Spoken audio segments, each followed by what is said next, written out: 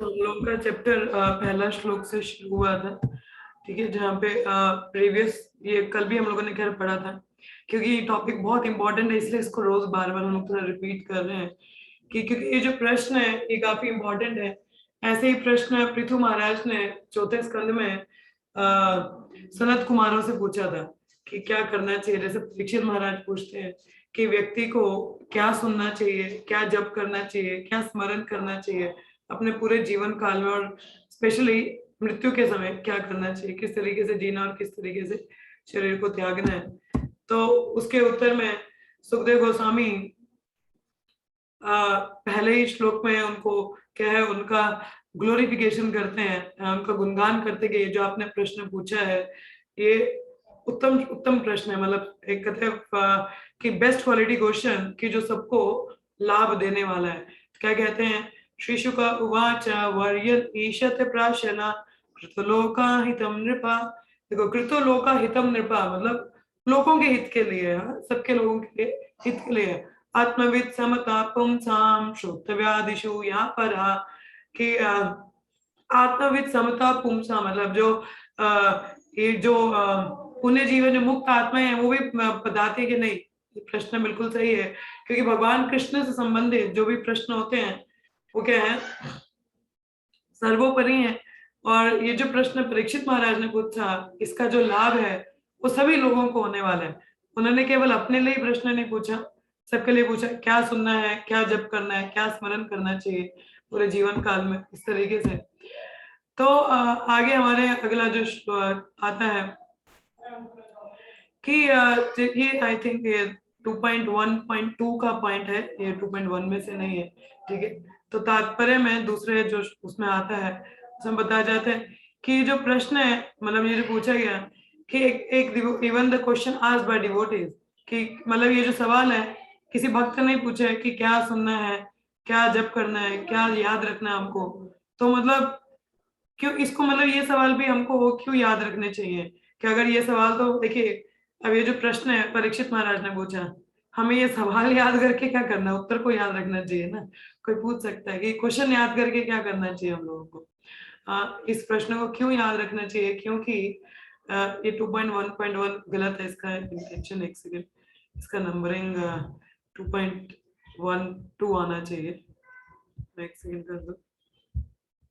तो यहाँ पे बोला जाता है कि ये प्रश्न अगर किसी भक्त ने पूछा है, हमें इसको याद करके क्या मिलेगा, हमें क्यों याद करना चाहिए। हाँ, ऐसा कोई बोल सकता है।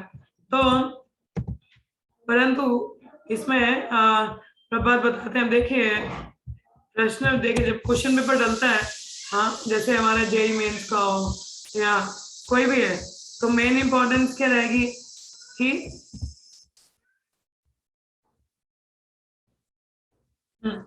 तो प्रश्न देखिए जिसने पूछा है कितनी बुद्धि लगा के वो प्रश्न भी लगाया है ना, प्रश्न में कहीं ना कहीं डाला है। तो प्रश्न की खुद में कितनी वैल्यू, अगर वैसा प्रश्न ना हो तो उत्तर भी कोई कैसे दे सके, है ना।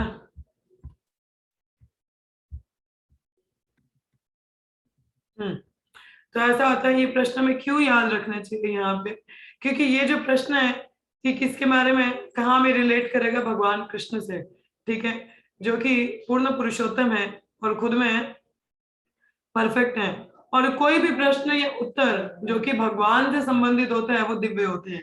ठीक है, तो चाहे वो प्रश्न हो या उत्तर हो उनको हमें याद रखना चाहिए। प्रभुपाद ने दूसरे श्लोक के तात्पर्य में ऐसा बताया है। श्रील प्रभुपाद उसमें भगवद गीता का एक श्लोक बताते हैं, कहते हैं जन्म कर्मा चामे दिव्यम, कि कोई अगर मेरे जन्म के बारे में सिर्फ सुनता है, हाँ, तो उसकी दिव्यता के बारे में सुनता है तो वो भी उसको एक अलग लेवल की मुक्ति की पथ पे लेके जाती है। इतना श्रवण का लाभ होता है कि कोई मेरे दिव्य जन्म का ऐसे कोई या कार्यकलापों के बारे में सुने। हाँ, तो it may be the question connected to Krishna is capable of. तो जो प्रश्न भगवान से भी संबंधित है उसमें भी इतना शक्ति है, क्षमता है कि हमको वो दिव्य स्तर पर लेके जाए। तो आप कोई बोल सकते ना कि क्वेश्चन हमें क्या जरूरत है पूछने के बाद, क्यों बोला जा रहा है परीक्षा में क्या पूछा क्या पूछा। हाँ, ये प्रश्न याद रखना भी क्योंकि भगवान से संबंधित है। तो अगर सिर्फ भगवान की जन्म की दिव्यता के बारे में सुन के अगर कोई व्यक्ति मतलब इतने दिव्य स्तर पर जा सकता है, तो कोई भी प्रश्न भगवान से भी संबंधित, भगवान से संबंधित अगर वो प्रश्न क्यों ना हो, तो उसमें इतना क्षमता होती है कि हमको वो दिव्य स्तर पर लेके जाए। तो जैसे कहा जाता है, इसी में तात्पर्य में बताया जाता है कि कृष्ण कथा गंगा के पानी के तरह है, जो भगवान के अंगूठे, पांव के अंगूठे से निकलती है, और जहां जहां ये पानी जाता है वहां वहां वो जो धरती है, जमीन है, वो शुद्ध हो जाती है, और जो भी उसमें स्नान करता है वो भी शुद्ध हो जाता है। उसी प्रकार से जो कृष्ण कथा है या भगवान के विषय में जो चर्चा होती है, हाँ, वो उसको इतनी शुद्ध है कि जो व्यक्ति उसको बोलता है, जो जगह जहाँ बोली जाती है, जो उसको सुनता है, हाँ, जो पूछता है, हाँ, वो सभी क्या होते हैं, सभी शुद्ध हो जाते हैं। ठीक है, अब जैसे गंगा के संपर्क में कुछ भी आएगा वो शुद्ध हो जाएगा, क्योंकि गंगा स्वयं है, बहुत पवित्र नदी है। हाँ, तो उसी प्रकार से कृष्ण कथा के भगवान के जो विषय में कोई भी चर्चा, चाहे वो प्रश्न हो, चाहे उत्तर हो, चाहे वो बोलने वाला हो, चाहे वो सुनने वाला हो या पूछने वाला हो, कोई भी व्यक्ति जो उसमें भगवान के संपर्क में आता है वो सब शुद्ध हो जाते हैं। तो जैसा ये भगवान 10वें स्कंद में भी आता है, तो 10वें स्कंद में भी सेम बात प्रभु प्रॉपर एक्चुअली वहीं से कोटेशन यहाँ पे ट्रांसलेशन में आता है। तो बताते हैं, वासुदेव कथा प्रश्न पुरुषम स्त्रीम पुनाति ही वक्तरम प्रचकम श्रोत्रम तत्पाद सलिलम यथा। क्या कि जो गंगा है, जो भगवान विष्णु के चरण उनके अंगूठे से निकलती है, तीनों लोगों को शुद्ध कर जाती है, ऊपर का, बीच का, नीचे का, हाँ, सारे प्लैनेटरी सिस्टम शुद्ध हो जाते हैं। उसी प्रकार से when one asks question about the pastime and characteristics of Lord Vasudev, जब कोई प्रश्न पूछते भगवान की लीलाओं और उनके चरित्र के बारे में, 3 varieties of men are purified, तो 3 लोग जो हैं, 3 प्रकार के लोग शुद्ध होते हैं। कौन कौन से लोग शुद्ध होते हैं, प्लीज इसको याद रखिएगा। पहला प्रवक्ता, बोलने वाला। दूसरा उसको सुन, दूसरा क्या है, जो पूछता है, हाँ, जो प्रश्न पूछता है वो। और तीसरा उसको सुनने वाला। ठीक है, अभी आप लोग सवाल नहीं पूछ रहे ना, आप सुन रहे हैं, आपको भी फायदा है। ठीक है, मैं प्रवक्ता तो नहीं हूँ, मगर उसको रिपीट कर रही हूँ, तो इसमें मेरा भी फायदा है। ठीक है, अब पूछने प्रश्न हम लोगों के भी आएंगे, तो उसमें हम सबका ही फायदा है। तो 3 प्रकार के लोगों का फायदा होता है। पहला जो बोलता है, प्रवक्ता। दूसरा जो पूछने वाला। तीसरा जो उसको सुनता है। तो ये 10वें स्कंद में भी इसका प्रभात, इसको टिप्पणी देते हैं इसका। हाँ, तो इसलिए जो प्रश्न परीक्षण हमारे पूछते उसको याद रखना बहुत जरूरी है। बहुत इंपॉर्टेंट क्वेश्चन है ये, कि क्या हमें जपना चाहिए, क्या सुनना चाहिए, और क्या हमें याद रखना चाहिए। तो ये क्वेश्चन काफी इंपॉर्टेंट है, तो इसलिए क्वेश्चन को भी याद रखना बहुत जरूरी है, क्योंकि भगवान से संबंधित है। ठीक है, आगे इसमें बताया, हमने पढ़ा था। तो सुखदेव गोस्वामी क्या कहते हैं यहाँ पे, तो सुखदेव गोस्वामी ने जैसे बोलना शुरू किया, तो क्या कहेंगे, कहते कि ठीक है परीक्षित, मैं तुम्हारे प्रश्न का उत्तर देता हूँ, मगर मैं पहले दूसरे प्रश्न का उत्तर दूंगा। जैसे 2 सवाल थे, क्या करना चाहिए, क्या नहीं करना चाहिए, तो बोलते कि मैं दूसरे सवाल का पहले उत्तर दूंगा, क्या नहीं करना चाहिए, क्या नहीं सुनना है, क्या नहीं जप करना है, और क्या नहीं स्मरण करना है। आपको पता है ये क्यों रिपीट किया जा रहा है, इसको हमने भी पिछले पढ़ लिया, इसको क्यों मैं रिपीट कर रही हूँ, क्योंकि हम लोगों को याद रखना बहुत जरूरी है कि क्या हमको नहीं सुनना चाहिए, क्या हमको नहीं जप करना चाहिए, और क्या हमको स्मरण नहीं रखना चाहिए। क्योंकि अगर हम लोग इसमें रहेंगे तो क्या हमारी दुर्गति होगी वो हम ही जानेंगे। तो इसलिए बार बार इसको रिपीट किया जा रहा है कि क्या, ये प्रश्न इसलिए बहुत महत्वपूर्ण है कि, और इसको सुखदेव गोस्वामी कैसे उत्तर दे रहे हैं, तो पहले बोला कि क्या नहीं करना चाहिए, वो क्या नहीं सुनना, क्या नहीं जप करना, क्या नहीं स्मरण करना।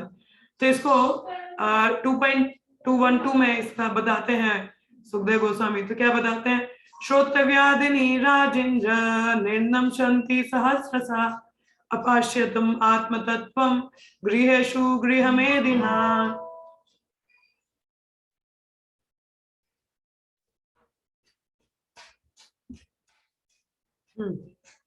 एक सेकंड।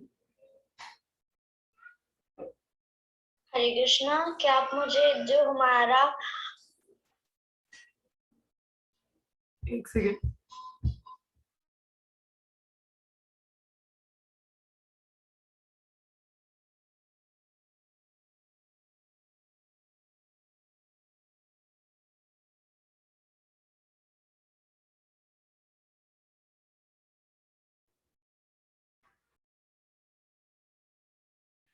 तो आगे तो यहाँ पे परीक्षित सुखदेव गोस्वामी उत्तर देते हुए क्या कहते हैं, इसको प्लीज ध्यान पूर्वक सुनिएगा, क्योंकि बहुत इंपॉर्टेंट है।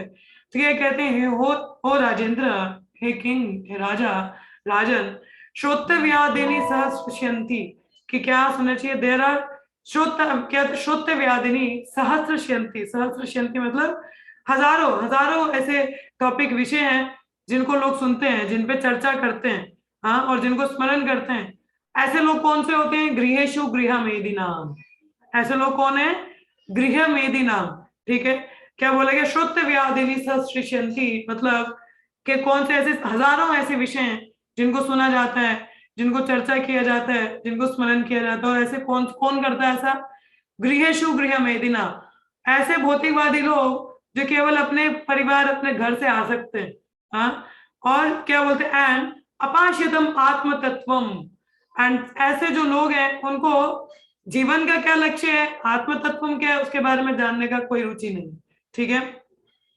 So what is the subject matter of आत्मा, उनको क्या उसका सब्जेक्ट मैटर है, उनके क्या इसको समझना चाहिए, आत्मा के बारे में उनको कोई रुचि नहीं है इसमें, ठीक है। उनके लिए कौन से हजार टॉपिक है जिसके बारे में वो चर्चा कर सकते हैं, हजार विषय हैं जिनके बारे में सुन सकते हैं, मगर कह जाते, परंतु अगर एक क्षण जिसमें वो ये समझ पाए, हाँ, कि what is the goal of life, there is only one topic that should be discussed, कि जब व्यक्ति इतना समझ लेता है कि उस समय कि मेरे जीवन का लक्ष्य क्या था, उसके पास एक ही विषय रह जाता है चर्चा करने का, हाँ, वो हम लोग आगे बताएंगे सुखदेव गोस्वामी।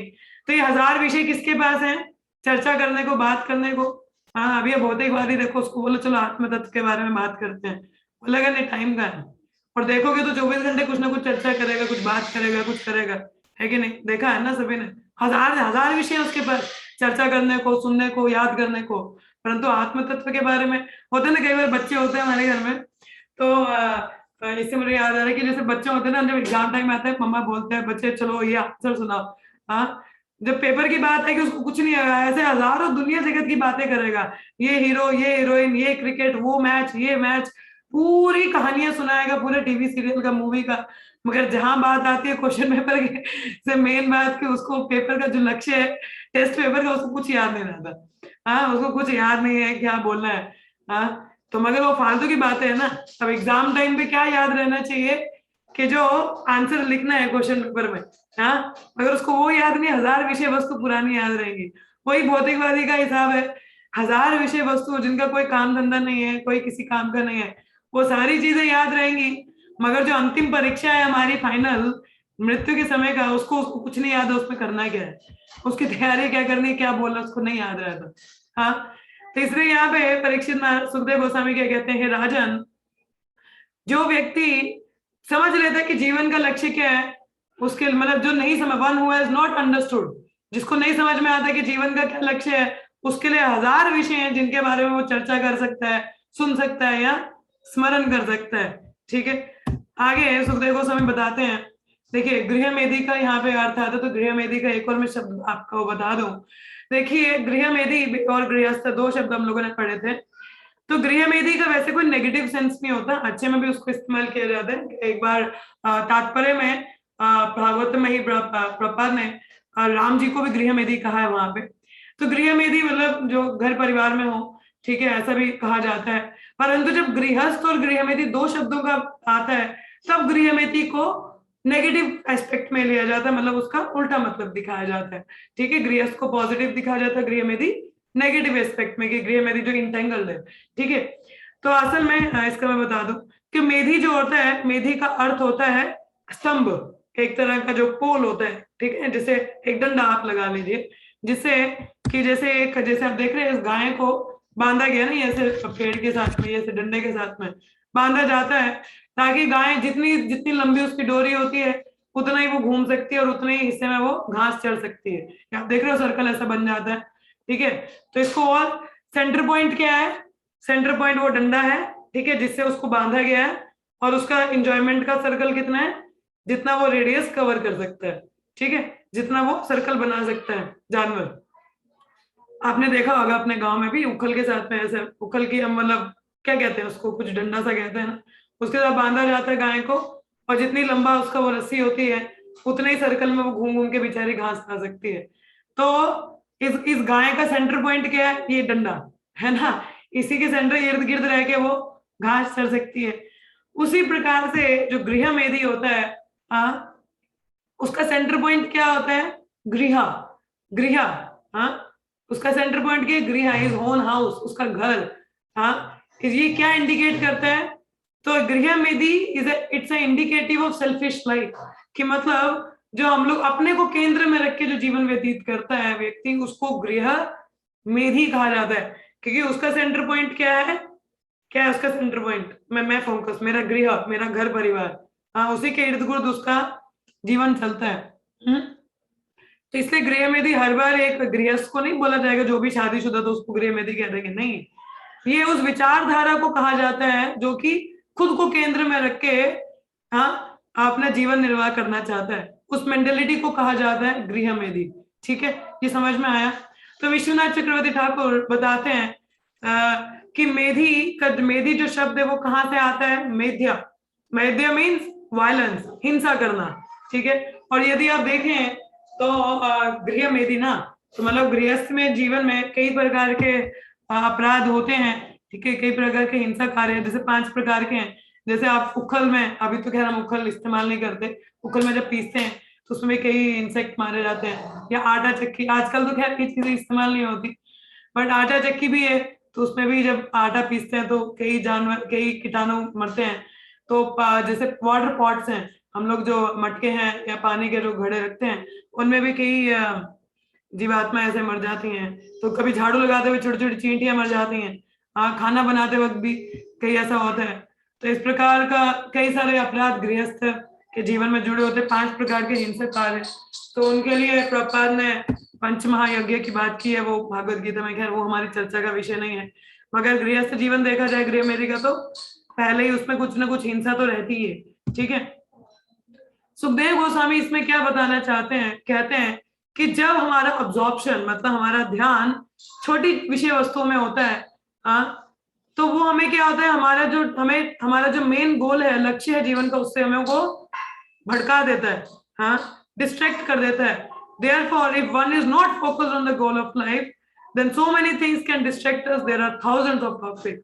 तो अगर कोई व्यक्ति फोकस्ड नहीं है, हाँ, तो कई ऐसे 1000 विषय मिल जाएंगे जिन पे वो चर्चा कर सकते हैं, डिस्ट्रैक्ट हो जाएगा।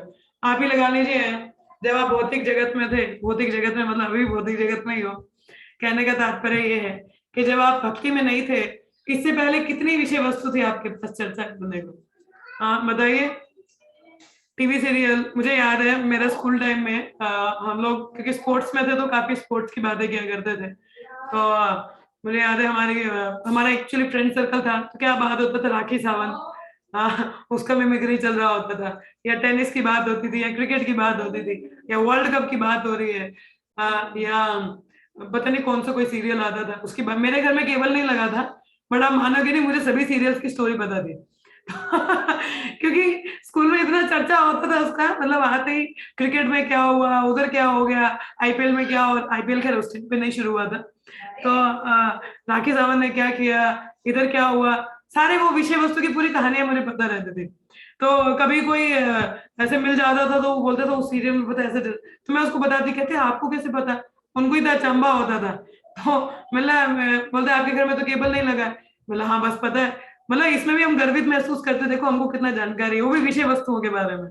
हाँ, मतलब बात की जाए तो जब हम लोग भौतिक जगत में हैं, लक्ष्य नहीं पता ना जीवन में क्या करना है, तो ये विषय वस्तु 1000 विषय है हमारे पास चर्चा करने का। पड़ोसी का चर्चा करो, उसके बेटे ने क्या किया, उसकी बेटी ने क्या किया, उसके घर में क्या बना है, उसने क्या बोल दिया किसी को, टीवी सीरियल में क्या हो गया, हाँ, रसोड़े में कौन है, तो ऐसे कई विषय आएंगे, है कि नहीं?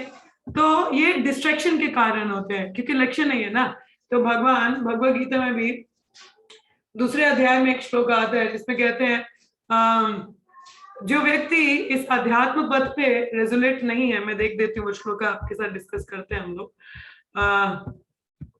एक कुरु नंदन, मुझे ना उसका नंबर 244 आई थिंक, हाँ, भगवत गीता में है वो श्लोक, उसको मैं तात्पर्य आपको पढ़ के सुनाती हूँ।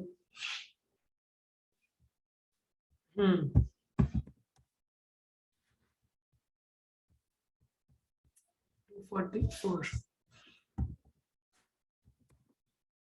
प्रभुपाद काफी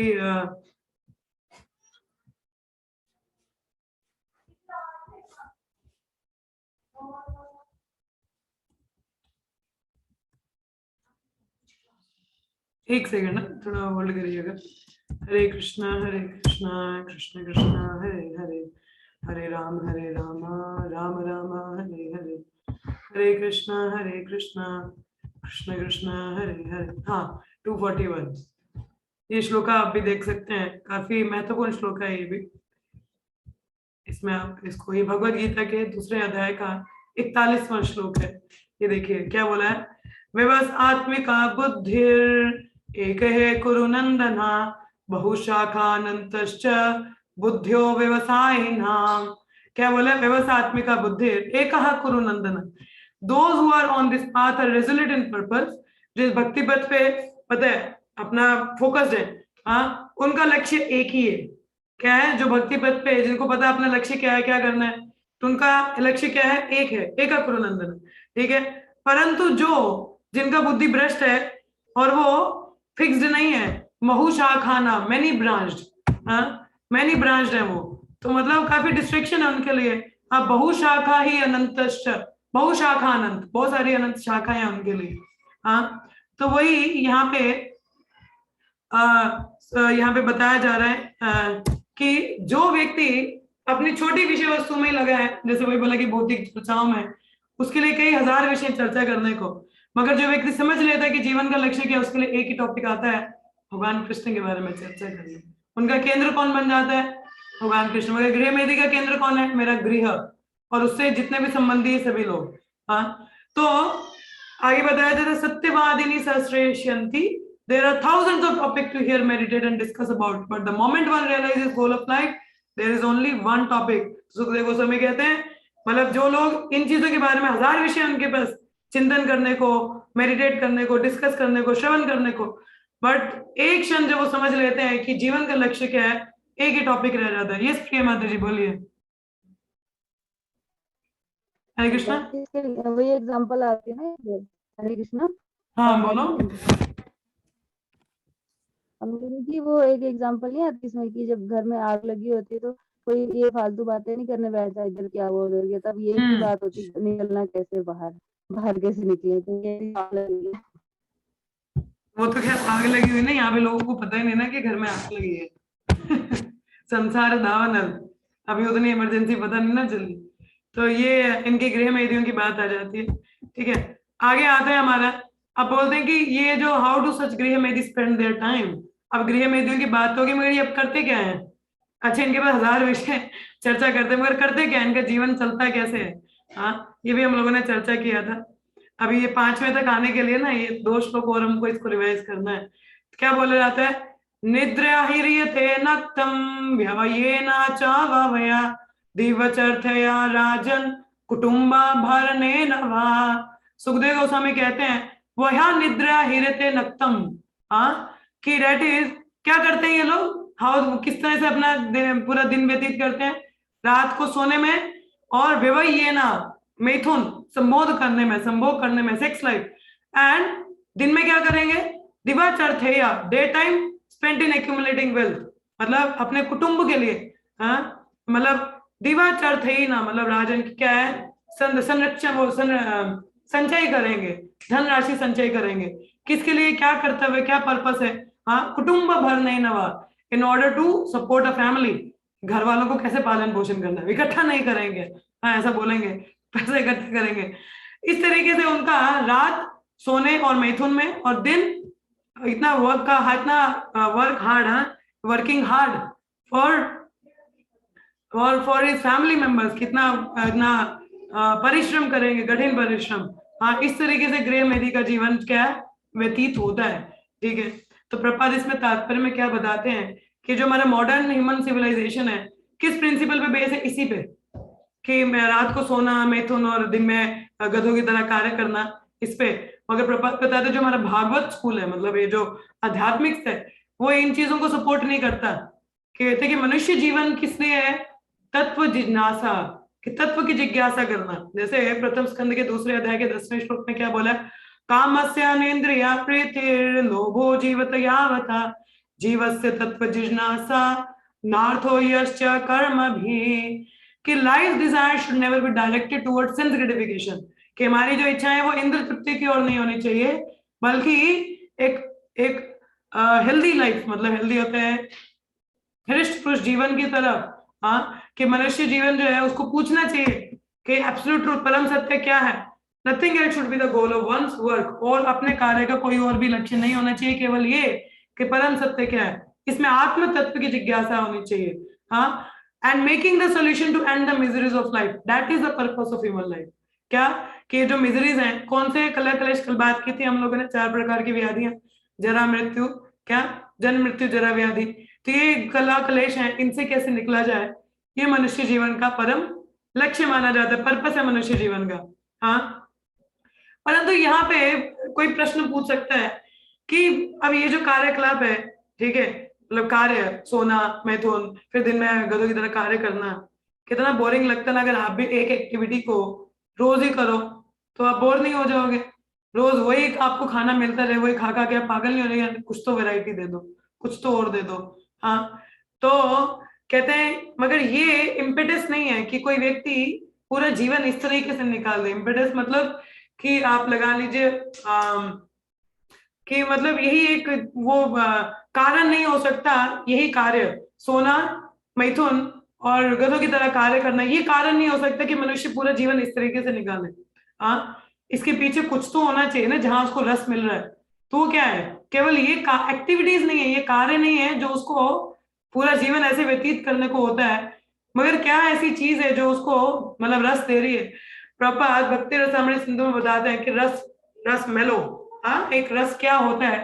तो जैसे कोई भौतिकवादी है तो अपने पैशन में वो रस ढूंढता है, अपना कार्य में, ठीक है कि नहीं, मैं इतना मेहनत करता हूँ, इसमें मुझे रसा मिल रहा है, ठीक है। जैसे मैं कल बता रही थी कि मेरे एक मतलब मित्री था, बता रहा था, देख मैं 3-3 दिन घर नहीं जाता, इतना मेहनत करता हूँ। उसको रसा ही आ रहा है तो तभी 3 दिन कर रहा है, इतना काम कर रहा है। नहीं तो मैं होती तो मैं बोलती बस हो गया, मैं कहीं और जा रही हूँ, हाँ। तो मतलब भौतिकवादी, उसको रस ही आ रहा है ना, कहीं रसा मिल रहा है, हाँ। कहीं वो गन्ने के जूस में, गन्ने में रस मिलता है हाँ। तो कईयों को कोई और कार्य करने में रस मिल रहा है, कुछ तो उसको रसा आ रहा है, स्वाद मिल रहा है, तभी वो कार्य कर रहे हैं, है ना। तो उसी प्रकार से बोले कि एक गृह में ही कोई ये भौतिक व्यक्ति, यही तो कार्य नहीं हो सकते कि उसको इतना आनंद आ रहा है कि वो पूरा जीवन ऐसे व्यतीत कर रहे हैं। तो कुछ तो ऐसा होना चाहिए। तो प्रभुपाद जो उसको कहते हैं रिलेशनशिप, कि कोई भी अगर हमारा कोई पर्सन है, तो कोई हमारा संबंध है, तो कहीं हमें रसा मिलता है तो हम आनंद लेते हैं, तो कार्य करते हैं। तो यहाँ पे प्रभुपाद कहते हैं कि अकेली एक्टिविटीज इतनी कोई आनंदमयी नहीं है, इतनी एक्साइटिंग नहीं है कि इनको लेके बंदा अपना पूरा जीवन, कोई भी व्यक्ति अपना पूरा जीवन इस तरीके से निकाल दे, हाँ। फिर कहते हैं कि what is that giving him juice to do this activity day in day out, कि ऐसा क्या चीज है कि जो उनको रसा दे रहा है कि पूरा वो दिन रात यही कार्य में लगे, हाँ। ऐसा क्या मिल रहा है उनको। तो इसका उत्तर सुखदेव गोस्वामी अगले श्लोक में देते हैं, जो हम लोगों ने कल चर्चा किया था। क्या है, बहुत महत्वपूर्ण है ये श्लोक भी, ये सारे श्लोक बहुत महत्वपूर्ण है। क्या बोला, देह आपत्य कला त्रिदिश्व आत्मसैन्येश असत्व अपि तेषं प्रमत्तो निधानम पाश्यन अपि न पाश्यति। परमता, परमता मीन्स बीइंग डीपली अटैच्ड, मतलब बहुत ही गहराई से आसक्त होना, हाँ। किससे, किससे आसक्त होना, देह आपत्य कालत्र आदिशु, देह मतलब शरीर, हाँ, आपत्य मतलब, आपत्य मतलब अपने बच्चे, ठीक है, कालत्र पत्नी, हाँ, आदिशु होता है जो उनसे संबंधित, उसी जो रिलेटिव्स लगा लीजिए आप, हाँ। तो किसे, कि परमत्ता देह आपत्य कालत्र आदेशु, जो व्यक्ति बहुत आसक्त होता है अपने शरीर, अपने बच्चों, अपनी पत्नी से, हाँ, आत्मसन्निश्य, सोचता है कि ये जो ये सोल्जर है मेरे, जो मेरी आत्मा की रक्षा करेंगे, मेरे को प्रोटेक्शन देंगे। कौन कौन मेरे को रक्षा करेगा, मेरे बच्चे, मेरी पत्नी मेरे को संरक्षण देंगे, मुझे कोई और आवश्यकता नहीं है, ऐसा सोचता है। सो उसका ये जो फेथ है, ये जो श्रद्धा है उसकी, यही फाउंडेशन है उसका, कि वो अपना जीवन पूरा भौतिक स्तर पर निकालता है कि नहीं, मेरे बीवी बच्चे मेरे आसपास हैं, मेरे को संरक्षण दे रहे हैं, रक्षा कर रहे हैं, अच्छा चल रहा है, क्या करना है कुछ और विषय में बात करके। तो ये यही मेन रूट कॉज है, हाँ। तो ये जो एक्सटर्नल एक्टिविटीज लगती हैं वो रसा नहीं देती हैं, हाँ। रसा कौन दे रही है, real foundation is there, he is convinced that his body, his children, his wife, all of them can protect his आत्मा। उसको ये कन्विक्शन है कि मेरा शरीर, मेरे बच्चे, मेरी पत्नी मेरे को रक्षा, मेरी आत्मा की रक्षा कर सकते हैं। ये रसा उसको, ये जूस मिल रहा है उसको इन संबंध से, रिश्तों से, रिलेशनशिप है ना। कोई भी जूस कहाँ से आता है, रिलेशनशिप, संबंध से, कहीं से। तो संबंध का शरीर से, आपने पत्नी से, बच्चों से, सोचते हैं ये रक्षा कर लेंगे तो बस इन्हीं से सब कुछ चलेगा। मगर यही जो स्ट्रॉन्ग फेथ है उसको दिन रात कार्य करने के लिए मजबूर कर देता है।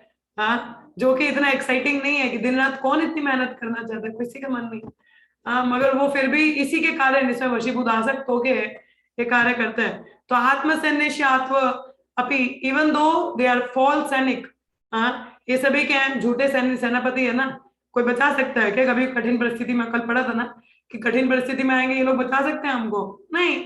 हाँ, वो इस तरीके से नहीं सोचता कि ये भी तो, ये कहाँ ही मुझे बचा पाएंगे। तो ये तेषाम निधनम पाश्यम अपि न पाश्यति, क्या बोला है? तेषाम निधनम, निधनम मतलब मृत्यु होना, पाश्यन अपि न पाश्यति मतलब कि यहाँ पे क्या बोला जा रहा है कि देखिए कि खुद भी व्यक्ति किसी का पुत्र होगा, हाँ, उसने देखा होगा मेरे पिताजी भी मरे हैं, हाँ, बट समां उसको लगता है कि मेरा बेटा मुझे बचा लेगा।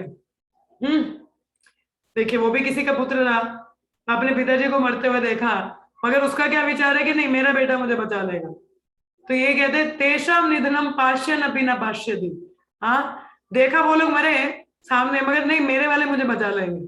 हाँ, सो ये जो श्रद्धा है उसका, ये जूस आनंद, हाँ, that makes not giving up these apparently boring activities, ये चीज है उसको कि वो ये कार्यकलाप छोड़ नहीं पाता। दिन रात लगा है, हार्ड वर्क कर रहा है, मेहनत कर रहा है, दिन को मैथुन में लगा है, सोने में लगा है, दिन रात यही कार्य है, क्योंकि उसको लगता नहीं है मेरा संरक्षण कर सकते हैं, बचा सकते हैं। हाँ, so none of the advertisement advertise this. आप देखिए कभी भी एडवर्टीजमेंट आती है तो एडवर्टीजमेंट कभी फैक्ट नहीं बताती, एडवर्टीजमेंट क्या करती है? ट्रिगर करती है। हाँ, कि जो हमारा इनहेरेंट फेथ है उसको ट्रिगर करेगी कि नहीं ये सब हमारी रक्षा कर सकते हैं, ये मेरे रिश्तेदार नाते, कितना आनंद मुझे मिल रहा है। वो कार्यकलापों को नहीं दिखाता कि कितनी मेहनत तुम कर रहे हो गधों की तरह, कैसे अपना समय व्यर्थ करो, उनके बारे में नहीं। एडवर्टीजमेंट भी क्या आती है, देखो रस मिल रहा है, हाँ कि ऐसा। So advertisement tap this aspect only. तो अब ये जो भी आप बिलबोर्ड्स देखते हो या टीवी देखते हो तो इन्हीं चीजों पे क्या है वो बार बार वॉर करते, नहीं नहीं रिश्ते नाते होने चाहिए। आप कोई मूवी देख लो, क्या दिखाया जाता है? रिश्ते दिखाए जाते हैं। टीवी सीरियल देख लो, रिश्ते दिखाए जाते हैं, आनंद आ रहा है। हाँ, जो परिवार में है वो संरक्षित है, बचा रहेगा, आनंद में रह सकता है, परंतु ये आनंद नहीं दुखों का घर है। हाँ, ऐसा आता है। तो तात्पर्य में यहाँ पे इसमें प्रभात बताते हैं, क्या बताते हैं? These words elaborate on आत्म तत्व। आत्म तत्व की बात आती है। देह, आप तत्व, कल्पत्र, शरीर, बच्चे, पत्नी, ये क्या है? सोचते हैं कि like army is fighting against time, कि ये लोग मेरे सोल्जर हैं कि समय के खिलाफ लड़ेंगे, बट ये क्या है? वो भी झूठे हैं, टेम्परेरी हैं, ठीक है। As soul has no connection to this body and other object, क्योंकि आत्मा को तो इन सबसे कोई लेना देना ही नहीं है ना। प्रभात ये बताते हैं। असत्व अपि, even though it is false, ये असत्व अपि ना, ये तो झूठा है। स्टिल गृह मेदी रिमेन इनअटेंटिव, फिर भी गृह मेदी सोचता नहीं है, ध्यान नहीं देता।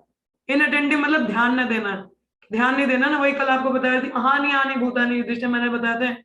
ये सोच, सभी लोग मर रहे, सोचते नहीं मैंने नहीं मरना मतलब वो सोचते नहीं कि मेरा भी कुछ होगा। क्यों क्यों अटेंशन नहीं पे करता? Because in spite of experience of death of his predecessor it does not want to examine the matter, क्योंकि वो अज्ञानता में रहना चाहता, वो ये देखना ही नहीं चाहता, बोले कि नहीं नहीं मुझे देखना ही नहीं है। therefore he is devoured by time, the whole material advancement is like decoration of a dead body। इसीलिए समय के प्रभाव में ये पूरा जो भौतिक एडवांसमेंट है ये शरीर को, डेड बॉडी को डेकोरेट करने जैसा, कल हम लोगों ने चर्चा किया था। therefore next verse explain how one can conquer this time। तो ये भी देखा कि गृह मेदी कौन होते हैं, कैसे समय व्यतीत करते हैं, क्या विषय वस्तु है और क्यों ऐसा करते हैं, इन्हीं कार्यकलापों में क्यों लगे रहते हैं। हाँ, आप परीक्षित महाराज आप सुखदेव गोस्वामी बताएंगे कि कोई कैसे समय के प्रभाव से बच सकता है, किस प्रकार से? By becoming a devotee of the lord who is not attached to this body, एक भक्त बन के जो इस शरीर से आसक्त नहीं रहता। तो ये हमारा आज का विषय है, ठीक है। पिछला कवर हो गया, तो आज का क्या इसमें बताया जा रहा है? तस्मद् भारत सर्वत्मा भगवान ईश्वरो हरि, श्रोतव्या कीर्तितव्यश्च समर्तव्यश्च इच्छातभ्यम, इच्छातभ्यम। देयरफॉर इसलिए क्यों? क्योंकि पुराने कन्वर्सेशन को सुखदेव गोस्वामी बता रहे, पीछे इतना चर्चा हो गया ना कि देखो इतना बुरा होते, क्या विषय वस्तु रहती है, क्या कार्यकलाप है, इतने आसक्त हैं, हाँ, इसीलिए वो व्यक्ति को समझ नहीं आ रहा कि क्या करना है, हाँ, अटेंशन पे नहीं कर रहा, इसलिए तस्माद, हाँ, हरि, हरि मतलब यहाँ है ना हरि, जो भगवान स्वयं, सर्वत्मा, जो सभी के परमात्मा स्वरूप में सभी के हृदय में, भगवान जो परम ईश्वर है, श्रोतव्या, उनके बारे में सुनना चाहिए। क्या? श्रोतव्या, श्रोतव्य मतलब उनके बारे में सुनना चाहिए। कीर्तव्यस, कीर्तितव्यस कीर्तनम ना, उनका गुणगान करना चाहिए। स्मर्तव्यस, स्मरण, हाँ, उनको स्मरण करना चाहिए। इच्छातव्यम, if one desire freedom from fear, अगर कोई चाहता है कि मैं इस डर से मुक्त हो सकूं, तो उस व्यक्ति को क्या करना चाहिए? अब यहाँ पे है ना डूज, पहले डोंट्स पढ़े, क्या नहीं करना चाहिए, उन 1000 विषय वस्तुओं के बारे में चर्चा नहीं करना, जीवन गृह मेदी की तरह नहीं बिताना, खुद को सेंटर में नहीं रखना।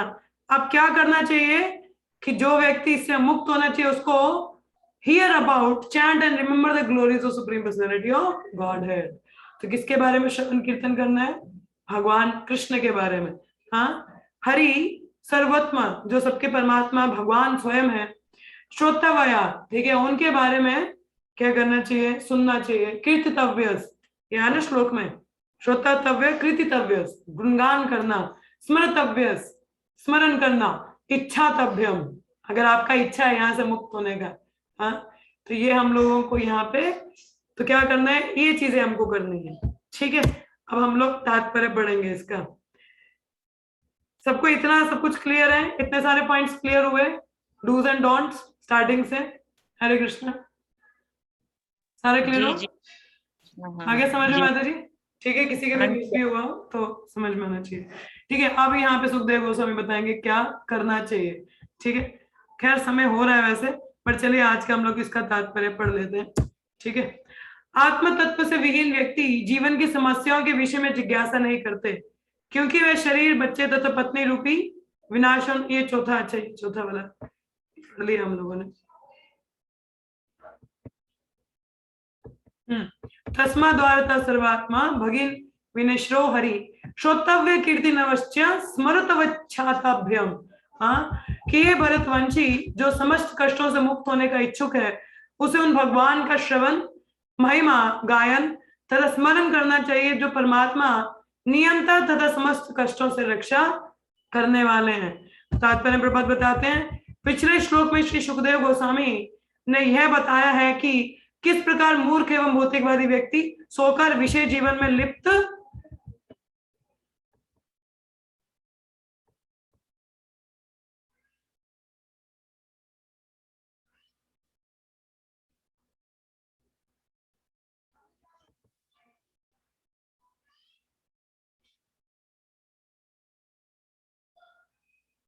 हरे कृष्णा, बड़ी सारी पिक्चर्स हैं इसमें।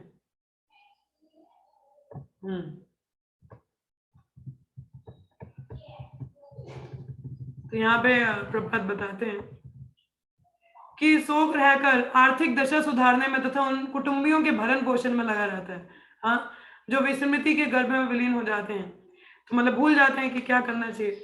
इन भौतिकवादी कार्यकलापों में संलग्न रहने के कारण जीवात्मा सकाम कर्म के चक्र में अपने को उलझा देता है। तो ये 84 लाख योनियों में जलचर, वनस्पति, सरीसृप, पक्षी, पशु, इस तरीके से क्या अपनी इच्छा अनुसार शुक्र बनेगा, गधा बनेगा, कुत्ता बनेगा। अतः यदि कोई इस विष चक्र से मुक्त होना चाहता है तो उसे कर्मी नहीं बनना चाहिए, अर्थात अपने ही अच्छे या बुरे कर्म के फल का भोक्ता नहीं बनना चाहिए। उसे अपने लिए अच्छा या बुरा कोई कर्म नहीं करना चाहिए, अपितु हर वस्तु के सर्वोच्च स्वामी परमेश्वर के निमित्त ही सब कुछ करना चाहिए। कर्म करने की यह विधि भगवत गीता में संस्तुप्त की गई है, जिसमें भगवान के निमित्त कर्म करने के लिए आदेश दिए हैं। अतः सर्वप्रथम मनुष्य को भगवान के विषय में श्रवण करना चाहिए। पूरी तरह छानबीन करके श्रवण कर लेने के बाद मनुष्य को भगवान के कार्यकलापों की महिमा का गायन करना चाहिए। इस तरह वह निरंतर भगवान के दिव्य स्वभाव का स्मरण कर सकेगा। भगवान के विषय में श्रवण तथा उनका महिमा गायन भगवान के दिव्य स्वभाव से अभिन्न है, और ऐसा करने पर मनुष्य सदैव भगवान के सानिध्य में रहेगा। तो जो ऐसा करता है वो भगवान के सानिध्य में रहता है। इससे सभी प्रकार के भय से मुक्ति मिल जाती है। भगवान परमात्मा है जो प्रत्येक जीव के हृदय में विद्यमान है। इस प्रकार उपयुक्त श्रवण तथा महिमा गायन की विधि से भगवान उनकी समग्र सृष्टि के सभी जीवों को अपनी संगति करने का आमंत्रण देते हैं। बोले कि आओ तुम मेरा संग कर सकते हो, कैसे? श्रवण कीर्तन करके। भगवान के श्रवण तथा महिमा गायन की यह विधि सब पर लागू होती है, चाहे वह जो भी हो, और इससे उसे प्रत्येक कार्य में अंतिम सफलता प्राप्त होगी। मनुष्य को की कोई श्रेणियां हैं, कई श्रेणियां हैं, कर्मी, ज्ञानी, योगी तथा अन्य भक्त। इन सब पर इच्छित सफलता प्राप्त करने के लिए यही विधि लागू होती है कि जो मुक्त होना चाहिए कर्म बंधन से, चाहे वो योगी हो, ज्ञानी, उसको क्या करना है? भगवान का श्रवण कीर्तन करना है। प्रत्येक व्यक्ति सभी प्रकार के भय से मुक्त होना चाहता है और जीव सर्वाधिक सुख भोगना चाहता है। इसे प्राप्त करने की सम्यक विधि की संस्तुति यहाँ भागवत में की गई है, जो श्री सुखदेव गोस्वामी ने जैसे महान अधिकारी द्वारा कथित है। भगवान के श्रवण तथा महिमा गायन से मनुष्य के सारे कार्यकलाप आध्यात्मिक बन जाते हैं और इस तरह से भौतिक दुखों की सारी अवधारणाएं पूरी तरह नष्ट हो जाती हैं। तो इस तरीके से हमारी जो भी ये भौतिक धारणाएं वो सारी फिनिश द बिजनेस, हाँ, सब खत्म हो जाता है। तो क्या करना है? अगर इससे मुक्त होना है तो क्या सुनना है? हाँ, श्रवतया, हाँ, सुनो भगवान के बारे में। कीर्तितव्यस, उनका गुणगान करो। स्मृतव्यस, उनका स्मरणम करो। इच्छा जाभ्यम, अगर आप मुक्ति चाहते हो। तो इस तरीके से तो ये हमारे 5 श्लोक इसके कवर हुए। होप आपको सारा सब्जेक्ट मैटर क्लियर हुआ होगा। हाँ जी, तो समय हो रहा है। किसी का कोई प्रश्न है, कुछ टीका टिप्पणी है तो आप लोग बता सकते हैं। हरे कृष्णा। हाँ जी, किसी को कुछ कहना है यहाँ पे? यस, बोलिए। ये हरे कृष्णा। हाँ जी माधुरी। अच्छा, मुझे ये थोड़ा सा वो करना है, तत्व का क्या मतलब होता है? तत्व किसको बोलते हैं? तत्व मतलब माधुरी सिद्धांत जैसे होता है, ठीक है। तत्व आप इसका इंग्लिश वर्ड तो मुझे नहीं पता। जैसे आत्म तत्व की बात की जाए तो मतलब आत्मा क्या है, उसके विषय में जानकारी, ठीक है, उसका विषय वस्तु का जानकारी, तो वैसा तत्व, ठीक है। धातु भी कह सकते हैं या विषय वस्तु भी कह सकते हैं। तो आत्मा, जैसे अगर आत्मा तत्व की बात हो रही है तो जैसे भगवत तत्व की बात होती है तो भगवत तत्व मतलब भगवान के विषय के बारे में जानना कि क्या है, उनका मेन प्रिंसिपल क्या है, ठीक है, क्या सिद्धांत है, उसको समझना। उसी प्रकार आत्म तत्व मतलब आत्मा के विषय में क्या सिद्धांत है, क्या चीज है, ये उसकी जानकारी, तो वो चीज, ठीक है माधुरी। ठीक है, हरे कृष्णा, थैंक यू। किसी और का कोई और प्रश्न है यहाँ पे? हरे कृष्णा। कोई और प्रश्न है किसी का? आप लोगों को अगर ये स्लाइड्स चाहिए तो ये स्लाइड शेयर हो जाएंगी वैसे ग्रुप में, ठीक है। मैंने हिंदी में भी इसको ट्रांसलेट किया था, बट हिंदी में बड़ा समय लगता है, तो आप इंग्लिश में भी पढ़ सकते हैं इसको, तो आपके रेफरेंस के लिए इजी हो जाएगा इसको समझना, ठीक है। कोई और प्रश्न है यहाँ पे किसी का? हरे कृष्णा। हाँ जी, कोई पूछना है? नहीं है? चलिए फिर यहीं पे हम विराम लेंगे। तो सभी टॉपिक सबको क्लियर हुआ, क्या चर्चा की हम लोगों ने शुरुआत से? हरे कृष्णा, क्लियर हुआ सभी को? हाँ जी, हाँ जी, ठीक है, चलिए फिर यहीं पे विराम लेंगे हम लोग। तो 3 बार हरे कृष्ण महामंत्र का उच्चारण करेंगे। हरे कृष्णा कृष्ण कृष्ण हरे हरे, हरे राम राम राम हरे हरे, हरे कृष्णा कृष्ण कृष्ण हरे हरे, हरे राम राम हरे हरे, हरे कृष्णा कृष्ण कृष्ण हरे हरे, हरे राम राम हरे हरे। ग्रंथराज श्रीमद् भागवतम की जय, श्रील प्रभुपाद की जय, सभी भक्तों की जय। धन्यवाद। शाम को मिलेंगे आपको भगवद गीता सेशन में। आज हम लोग दूसरा अध्याय उसमें शुरू करेंगे। हरे कृष्ण हरे कृष्ण हरे कृष्ण।